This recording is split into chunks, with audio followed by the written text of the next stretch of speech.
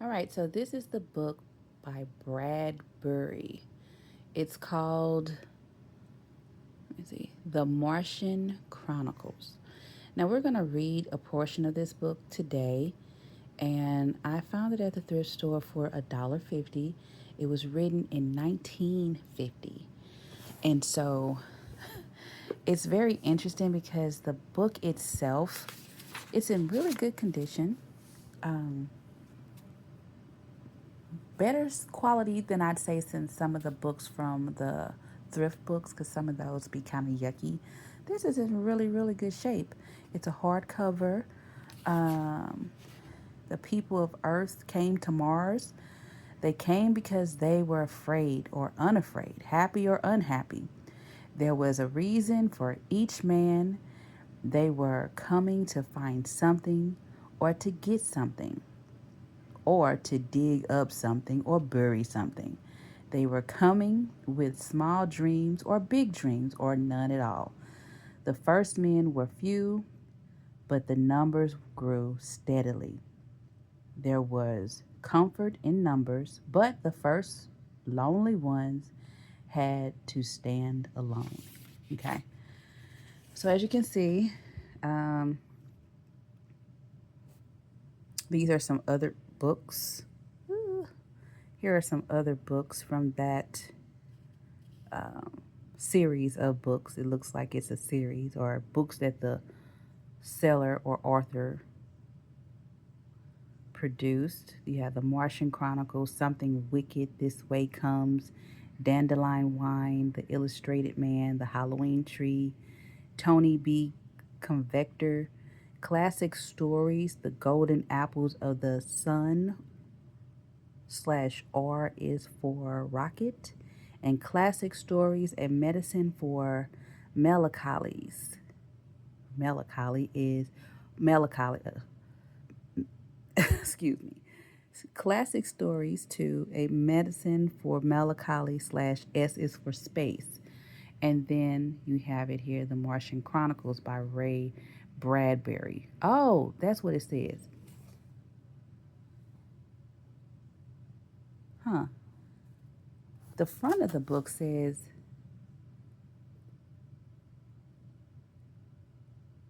oh, B. Bradbury. I thought it was Brad. I've been calling this person Brad. His name Ray. Is Ray short for Brad? Huh. Who knows? I don't know. Anyway, so now we have this portion for my wife Marguerite with all love. The characters and the incidents in this book are entirely a product of the author's imagination and have no relation to any person, place, or event in real life. This book is for ages 14 and up. And again, it was published in 1950 and Science Fiction Book Club edition, November 1952. And then paperback edition, September 1979. So between the 50s and 79, this was in production. Interesting. Interesting. It was renewed in 1977 by the same author. Okay, and so chronology, chronology,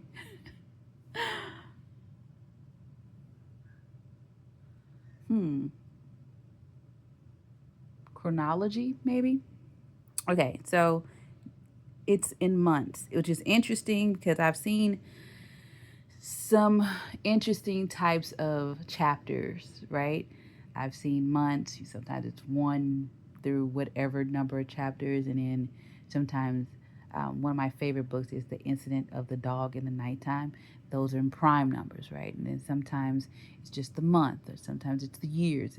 This is the month and years. So it's this was written in 1950s, but they're speaking of like 1999 and 2000, 2006, 26, 2026.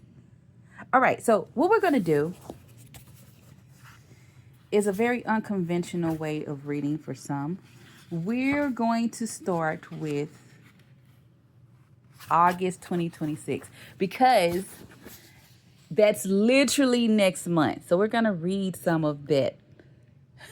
That is so interesting. That is so wild that this book has a chapter about 2026 and we're currently in 2026. What are the odds? Like, what are the odds of me even finding a book about something like that's written like this from the 50s, right? So, August 2026, there will come some soft rains. In the living room, the voice clock saying, tick tock. I cannot read it like this. Okay, so I'm going to have to put you down and it's going to be pitch black. And hopefully you can hear me reading because I can't look through my phone and read the book because I can't see the words. Okay, so August 2026, there will be some soft rains. In the living room, the voice clock sang, tick tock, 7 o'clock. Time to get up, time to get up, 7 o'clock. As it were afraid that nobody would hear. The morning house lay empty. The clock ticked on, repeating and repeating its sounds until the emptiness 7, 9, breakfast time, 7, 9. In the kitchen, the breakfast stove gave a hissing sigh and ejected from its warm interior 8 pieces of perfectly brown toast, 8 eggs sunny side up, 16 slices of bacon, 2 coffees, and 2 cool glasses of milk. Today is August 4th, 2026, said the second voice from the kitchen ceiling in the city of Allendale, California. It repeated the date 3 times for memory's sake. Today is Mr. Featherstone's birthday. Today is the anniversary of Talia's marriage. Insurance is payable, as are the water, gas, and light bills. Somewhere in the walls relies clicked memory tapes glided under electric eyes. 8-1, tick tock, 8-1, o'clock. Off to school, off to work, run, run, 8-1. But no door slammed, no carpets took to the soft tread of the rubber heels. If it was raining outside. The weather box on the front door sang quietly, rain, rain, go away, rubbers, raincoats for today. And the rain tapped, tapped on the empty house echoing. Outside the garage chimed, the lifted its the outside the garage chimed and lifted its door to reveal the waiting car. After a long wait, the door swung down again. At 8:30, the eggs were shriveled and the toast was like stone. An aluminum wedge scraped them into the sink, where hot water whirled them down into a metal throat which digested and flushed them away to the distant sea. The dirty dishes were dropped into a hot washer and emerged twinkling dry. 9:15, sang the clock. Time to clean. Out of the warrens in the wall, tiny robot mice darted. The rooms were a crawl with the small cleaning animals, all rubber and metal. They thudded against chairs, whirling through mustached runners, kneading the rug nap, sucking gently at hidden dust. Then, like mysterious invaders, they popped into the burrows. Their pink electric eyes faded. The house was clean. 10 o'clock. The sun came out from behind the rain. The house stood alone in a city of rubble and ashes. This was the one house left standing. At night, the ruined city gave off a radioactive glow, which would be seen for miles. 10:15. The garden sprinkles whirled up in the golden founts, filling the soft morning air with scattering of brightness. The water pelted window panes running down the charred west side where the house had been buried evenly free of its white paint. Had been burned evenly free of its white paint. The entire west face of the house was black, save for 5 places. Here, the silhouette in the paint of the man mowing a lawn, where, as in a photograph, a woman bent to pick flowers, still further over. The images burned on the wood. In one titanic instant, a small boy hand flung into the air higher up the image of the throne ball of a thrown ball opposite him, a girl, hands raised to catch the ball which never came down. The 5 spots of paint, the man, the woman, the children, the ball remained. The rest was a thin charcoal layer. The gentle sprinkler rained filled the garden with falling light until this day. Now, till this day, how well the house had kept its peace, how carefully it had inquired, "Who goes there? What's the password?" And getting no answer from lonely foxes and whining cats, it had shut up its windows and drawn shades in an old maidenly preoccupation with self-protection which bordered on a mechanical paranoia. It quivered at each sound the house did. If a sparrow brushed the window, the shade snapped up. The bird, startled, flew off. Oh, no. Well, no, not even a bird must touch the house. The house was an altar with 10,000 attendants, big, small, servicing, attending, of chores, of choirs, of choirs. But the gods had gone away, and the ritual of the religion continued senselessly, uselessly. 12 noon, a dog whined, shivering on the front porch. The front door recognized the dog voice and opened.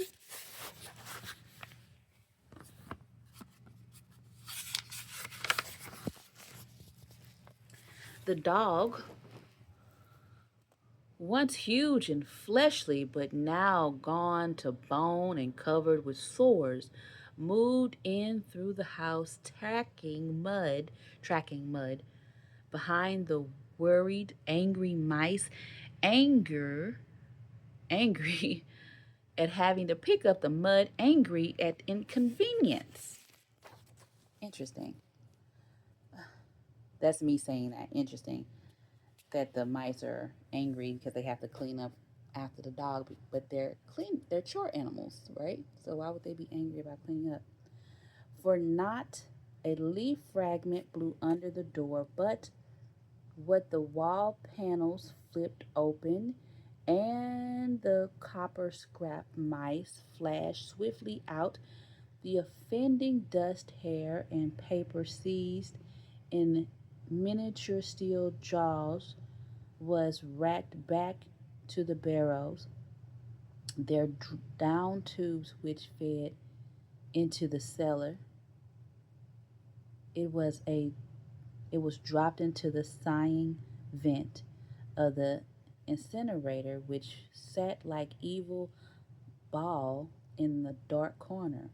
The dog ran upstairs, hysterically yelping at each door, at last realizing, as the house realized, that only silence was here. It sniffed the air and scratched the kitchen door. Behind the door, the stove was making pancakes, which filled the kitchen with a rich baked odor of scent of maple syrup. The dog frothed at the milk, at the frothed at the mouth. Lying on the floor, sniffing, its eyes turned to the fire. It ran wildly in circles, biting at its own tail, spun in a frenzy, and died. It lay in the parlor for an hour. 2 o'clock, sang the voice, delicately sensing decay at last.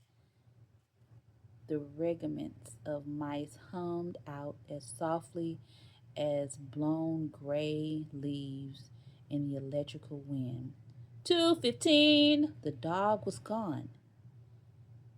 In the cellar, the incinerator glowed suddenly, and the whirl of sparks leaped up the chimney. 2:35.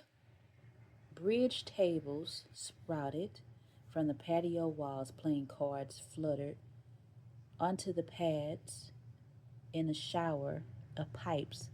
Martinis manifested on an oaken bench with egg salad sandwiches. Music played, but the tables were silent and the cards untouched. At 4 o'clock, the tables folded like great butterflies back through the panel walls. 4:30. The nursery walls glowed. Animals took shape: yellow giraffes, blue lions, pink antelopes, lilac panthers, cavorting in the crystal substance. The walls were glass. They looked out upon color and fantasy. Hidden films clocked through the well oiled sprockets, and the walls lived. The nursery floor was woven and resembled a crisp cereal meadow. Over this ran aluminum roaches and iron crickets, and in the hot steel air, butterflies of delicate red tissue wavered among the sharp aroma of animal spores. Spores. What? Hmm. There was the sound like a great matted yellow hive of bees within a dark bellows, the lazy bumble of the purring lion, and there was a patter of okapia feet and the murmur of a fresh jungle rain, like other hoofs falling upon the summer storch grass. Now the walls dissolved into the distance of parched weed mile on mile and warm, endless sky. The animals drew away into thorn breaks and water holes. If no, maybe it was the children's hour. 5 o'clock, the bath filled with clear hot water. 6, 7, 8 o'clock. The dinner dishes manipulated like magic tricks, and in the study, a click, in the metal stand opposite the hearth, where a fire now blazed up warmly. A cigar popped out, half an inch of gray, soft gray ash onto smoking waiting. 9 o'clock. The beds warmed. Their hidden circuits from nights were cool here. 9:05. A voice spoke from the study ceiling. Mrs. McClellan, which poem would you like to read this evening? The house was silent. The voice said at last, "Since you express no preference, I shall select a poem at random." Quiet music rose to the back of her voice. "Sarah Teasdale, as I recall your favorite, there will be, excuse me, there will soft, excuse me, there will come soft rains and the smell of the ground and shallows circling with their shimmery sound, and frogs in the pool singing at night, and wild plum trees in tremendous white. Robins will wear their feathery fire, whistling their whims on the low fence wire. And not one will know of the war, not one will care at last when it is done. Not one would mind neither bird nor tree if mankind perish utterly. And spring is herself, when she woke at dawn, would scarcely know that we were gone.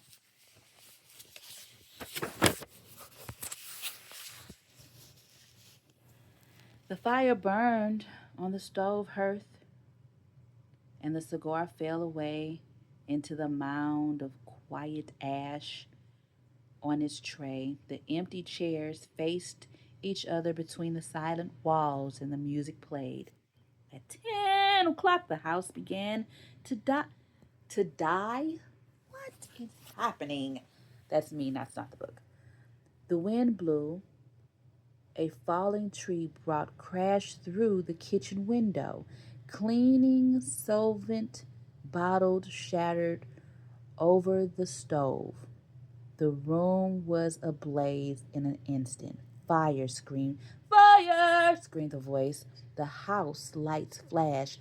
Water pumps shot water from the ceilings, but the solvent spread on the linoleum, clicking, eating under the kitchen door, while the voices took it up in chorus. "Fire! Fire! Fire!" The house tried to save itself. Doors sprang tightly shut.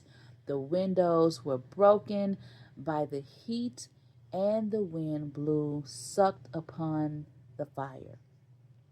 The house gave ground as the fire, in 10 billion angry sparks, moved with flaming ease from room to room and then up the stairs, while scurrying water rats squeaked from the walls, pistoled their water, and ran for more. And the wall sprays let the down showers and mechanical rain, but it was but too late. Somewhere sighing, a pump shrugged to a stop. The quenching rain ceased. The reserve water supply, which had filled baths and washed dishes for more for many quiet days, was gone. The fire crackled up the stairs. It fled, it fed up, it fed upon Picasso, and Matisse's in the upper halls of the delicacies, baking off the oily flesh, tenderly crisping the canvases into a black shavings. Now the fire lay in the beds, stood in the windows, changed the color of the drapes, and then reinforcements. From the attic trapdoors, blind robot faces peered down with faucet mouths gushing green chemical. The fire backed off as even an elephant must at the sight of a dead snake. Now there were 20 snakes whimpering over the floor, killing the fire with the clear, cold venom of green froth. But the fire was clever. It had a, it had sent flames outside the house, up through the attic, to the pumps there, An explosion, the attic brain, which directed the pumps to shatter into the bronze, sharpened on the beams. The fire rushed back into every closet and felt of the clothes hung there. The house shuddered, oak bone and bone, its barred skeleton cringing from the heat, its wire and nerves revealed as if a surgeon had torn the skin off to let the red veins and capillaries quiver in the scalded air. Help, help, fire, run, run, heat. Snapped mirrors like the brittle winter ice, and the voices wailed, fire, fire, run, run. Like the tragic nursery rhyme, a dozen voices, high, low, like children dying in the forest alone, alone. And the voices fading as the wires popped their sheathings like hot chestnuts. 1, 2, 3, 4, 5. Voices died. In the nursery, the jungle burned. Blue lions roared. Purple giraffes bounded off. The panthers ran in circles, changing color, and 10 million animals running before the fire vanished off toward a distant streaming river. 10 more voices died. In the last instant, under the fire avalanche, other choruses, oblivious, could be heard announcing the time, playing music, cutting the lawn by remote control, more, or setting the umbrella frantically out, and in the slamming and opening front door, 1,000 things happening, like a clock shop when the clocks strike the hour, insanely before or after the other. This book is wild. Okay, let's just unpack some things real quick. So, we're reading August 2026. So, in the 1950s, they felt that technology was going to be advanced because this house lives. It got living things in it, doing tasks, cooking, and preparing meals, and robot cleaners, which is really interesting. But what's more so interesting to me is how this person know about that in the 50s. And I'm gonna have to do some more research. Come on, let's see. This the 50s, right?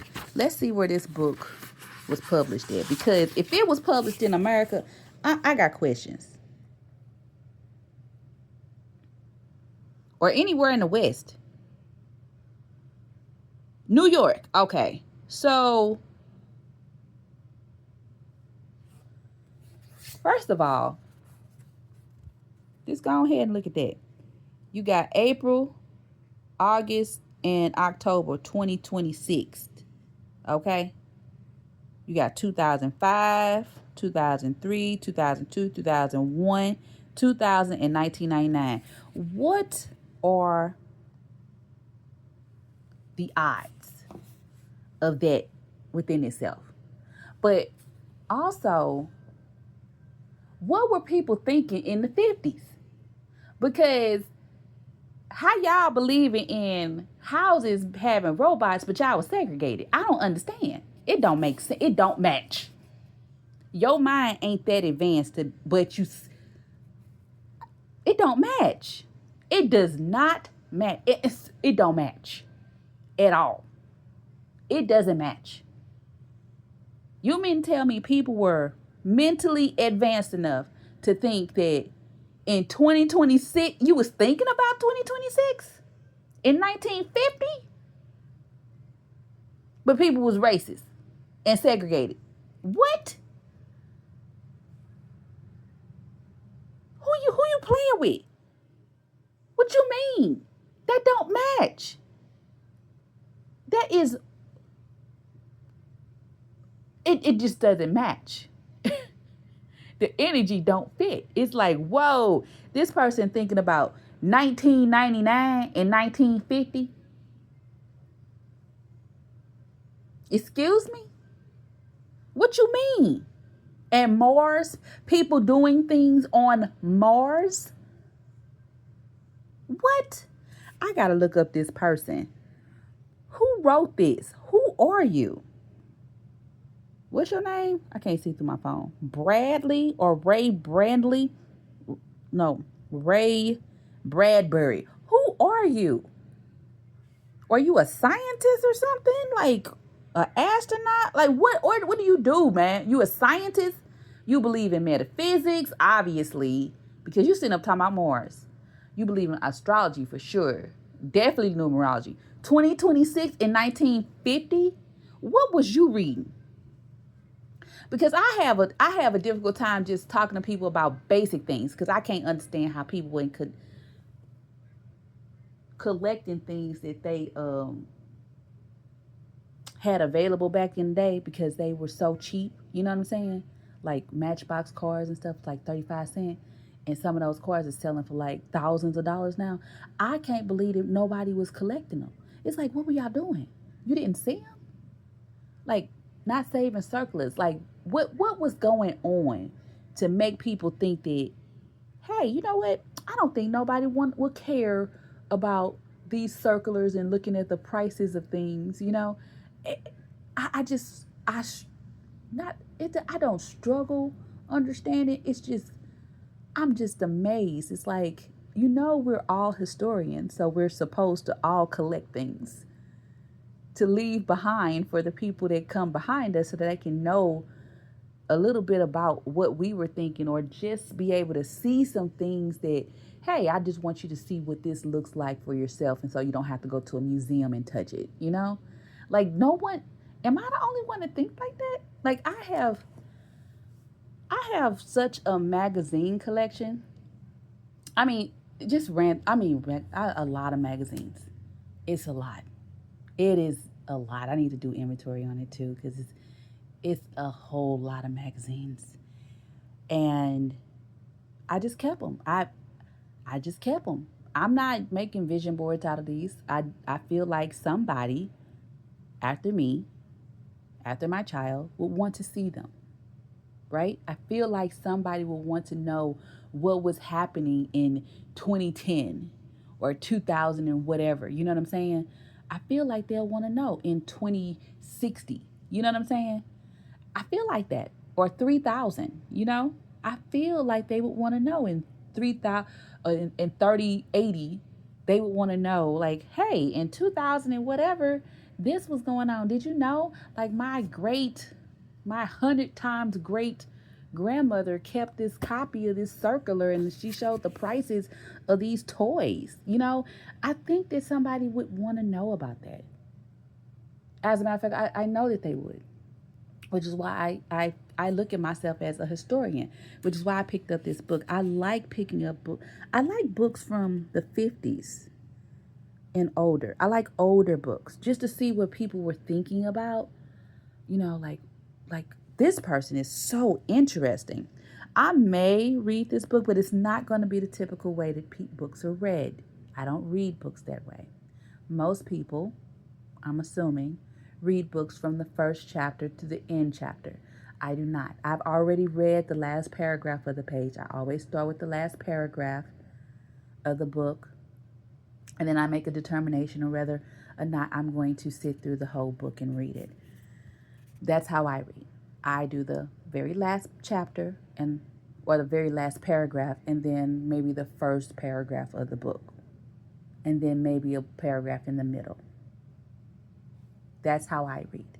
And that's how we will read. And then if it keeps my attention based off of the areas that I read, then I'll read the book from beginning to end. But I'm not going to read it from beginning to end and use up my time space or my space time just because that's what somebody on earth created for people to read books like. I think it's the stupidest thing because you can't determine, like, once you're like halfway through the book, you make yourself finish the book just because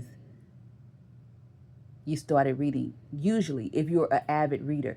But most of the time, people just don't finish the book because they get bored reading it. But you would know that you were going to get bored reading it if you read the last paragraph of the book and the first paragraph of the book and in the middle. You would know if it was going to hold your attention, and you wouldn't have to waste your time, and you wouldn't possibly buy something that's not interesting. This book is interesting because of the way that it is written. The chapters. This was written in 1950, but it goes from 1999 to 2026, which is the year we're in now. August 2026 is next. It's in a few weeks or a week or so. It's next month, excuse me, right? That's amazing. It's just interesting. And then to see that they were talking about rains and rubble. Obviously something happened to make the rubble be around the house in California. But it's eerie a little bit because California did have fires that burned down a lot of houses. And this house just burned down. You know what I'm saying? Like, is Bradley a time traveler? You know, I have so many questions now. So I like to look at books in that frame of thought because it's just interesting and it's enjoyable to do, right? This is how you romanticize your book. You think about all the things of the book. Not just, I think about all the things, and which is why we're discussing it. So if you want to find a copy of this, I found this at a thrift store. This is what it looks like. It does say, I thought it was Brad at first, but it's Ray Bradbury, the Martian Chronicles, Grandmaster Edition. If you want to find a copy of this book for yourself and read along with me, because I am going to read this. It's not a very large book, as you can see. It's kind of small, so we should be able to finish it fairly quickly. Has maybe what is that? Like 100, almost 200 pages. No, not really. Like maybe 180 pages. Not even 180. No, it ain't 180. Nope. 181 pages. So we should be able to finish this book fairly quickly, but I have questions about it. I have questions, and they're interesting questions. I think this is going to be a very interesting read just because of August 26th. That's the chapter that we're starting with. August 2026. August 2026 is the chapter that we're starting with. Incredible, right? That is wild. I ain't never in my life seen a book that starts with, I'm trying to find it. That's 2005. This is just so, I don't know. That's October. August. There will come soft rains. And it has been raining a lot in July. So we'll have to, hey, that's wild. So we stopped at the house burning down. We read about the poem, the house shuddered. Okay, so we stopped at 171, at the top of 171. Or maybe the middle. Nope, we stopped at 10 more voices. Yeah, we stopped there. The fire burst through the house. That's where we stopped. And that's where we're going to stop today because we've been doing this for 39 minutes. And I'm just going to upload it. I'm not going to edit this. It's going to be truest form to what we're doing. Yeah, so leave a like, comment, share, subscribe. And thank you for joining Strange Cases of Lemons, or Strange Case of Lemons, Reading Edition, Thrifted Books.